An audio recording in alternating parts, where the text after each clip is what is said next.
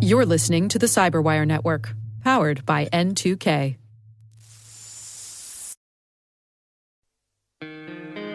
Hi, I'm Maria Varmazis, and I'm the host of T-, the only daily podcast for the space industry. Every weekday, I'll be covering the latest news in space technology, business, and governance by talking with the people who are forging the path in this new space era. If you're a space professional looking to separate the signal from the noise and stay current on what's happening, this show is for you. Join me every day for T-, the daily space industry podcast. Listen on all major podcast platforms or visit space.n2k.com. That's space.n2k.com.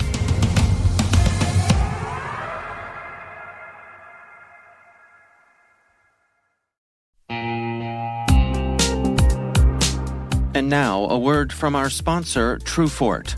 TrueFort knows that cyber attacks are not devastating unless they're allowed to spread. TrueFort uses the EDR agents you already have installed to provide a clear understanding of the activity within your application environments. From containerized to legacy bare metal servers, TrueFort maps all behavior within applications to ease your enforcement of microsegmentation policies and service account protections. Learn why the world's largest enterprises trust TrueFort to give them control over lateral movement at www.truefort.com.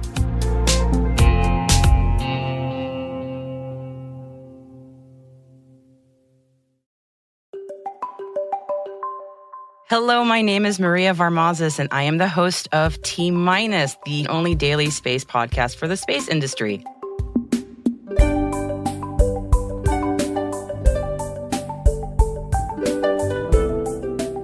I grew up in the age of Hubble, so for me, I wanted to be an astronomer. I was really interested in tinkering with things. My father was an engineer. My mother is extremely practical. She's an artist and a writer, so I loved building things and making stuff. One of the first skills I learned as a little kid was how to solder, and we always had computer parts and things around the house, and I would build my own machines, build my own computers, and I was just very interested in science and engineering as a kid, but like astronomy especially was my strong, strong love. So I kept joining computer clubs. I was the person who would help like the IT department after school. I was the person who did the school websites back when the internet was new and nobody knew how to do websites. Anything I could get my hands on that was sort of techie and nerdy is the area where I would be focused. When I was in high school, I decided I wanted to be a computer scientist, given that I loved computers and I wasn't as good at physics as I think I needed to be to become an astronomer. So I figured computer science might be a nice home for me. So I applied to a bunch of computer science engineering schools and eventually got into one, thankfully.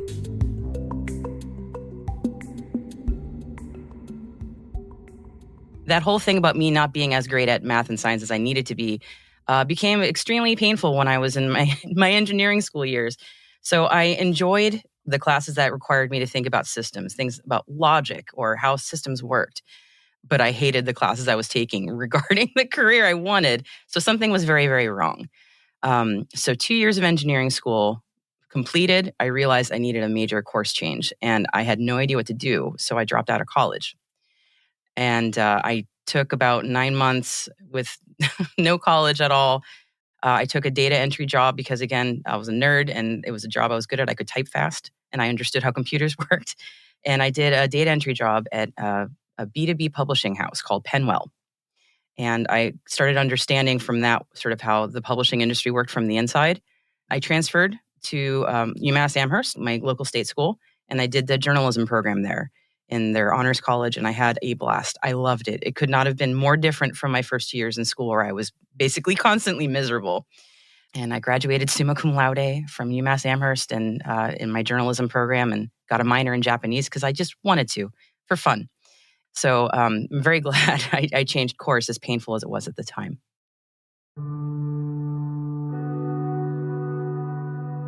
I wasn't sure what to do with myself next. It felt like a repeat of what I went through in college where, oh, great, I have to reinvent what I'm going to do with myself yet again. While applying to many, many jobs, trying to figure out what I was going to do with my life, I saw that cybersecurity companies in the Boston area were looking for what they were calling corporate storytellers, which nowadays I think we would call content marketing. I ended up getting hired at Sophos to do that. And that's where I started learning about cybersecurity, on-the-job training, working with a lot of people there who understood how cybersecurity worked and were doing it every day. And a lot of times that people would be surprised when they found out that I had some sort of geek knowledge, computer science knowledge. It helped me quite a bit in understanding what people were talking about.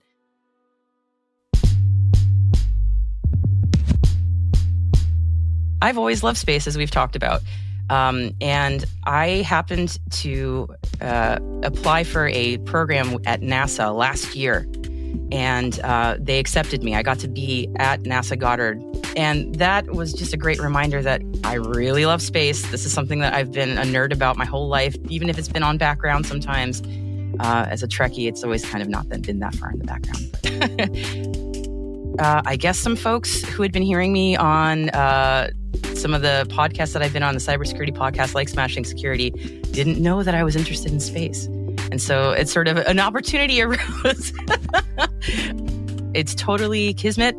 I just love that that's how it happened, that I just tweeted about me going to NASA and folks at the CyberWire saw.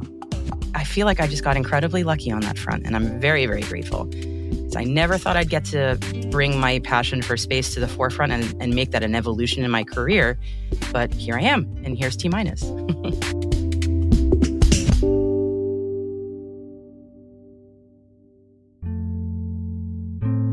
The big one for me is always, you hear it a lot in tech, but for real, don't be afraid of failure.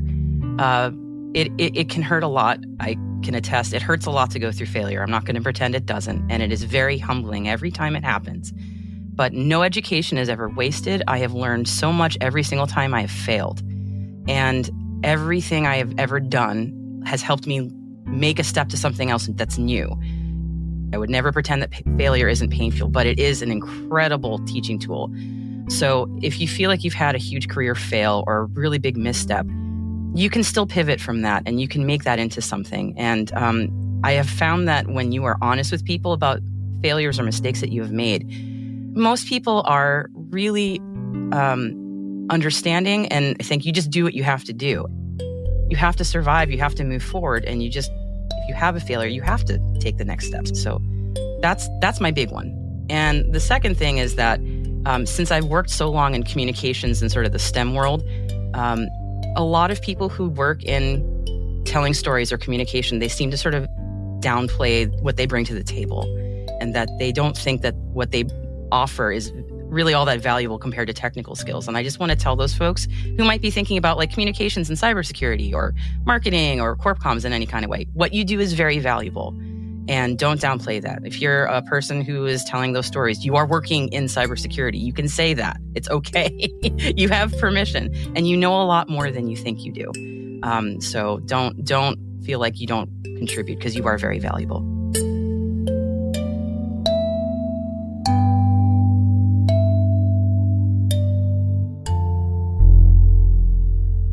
I hope I made their lives and careers a little easier. I hope I was useful. And that I provided some utility. But most importantly, I hope they'll just remember that they'll remember my laugh. They'll remember how I made them feel. Hopefully I made them feel good and a little more confident in what they're trying to do. That's kind of what I'm all about.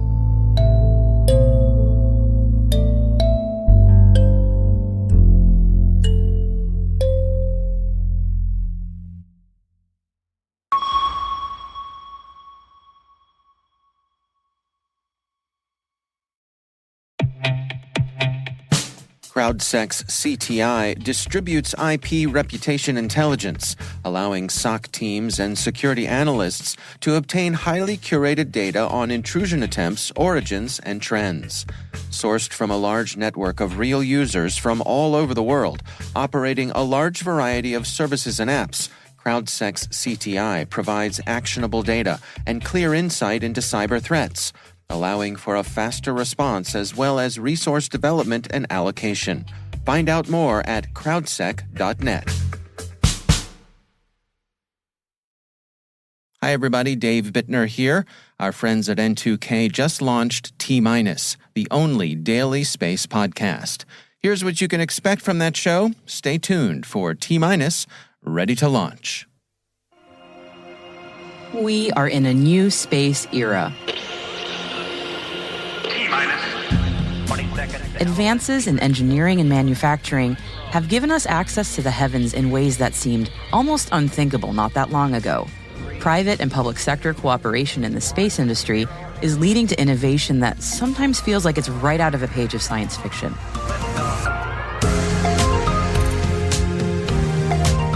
But these achievements in space are real, and they're bringing incredible advances in defense, communications, infrastructure, engineering, and science to all of us right here on Earth.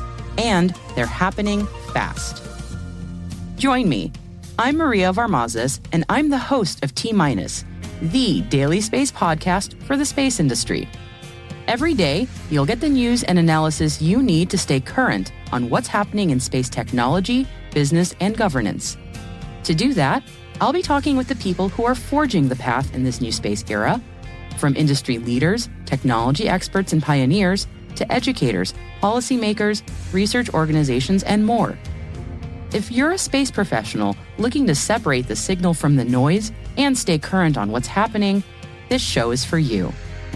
Join me every day for T-minus, the daily space industry podcast. T-minus. Available on all major podcast platforms.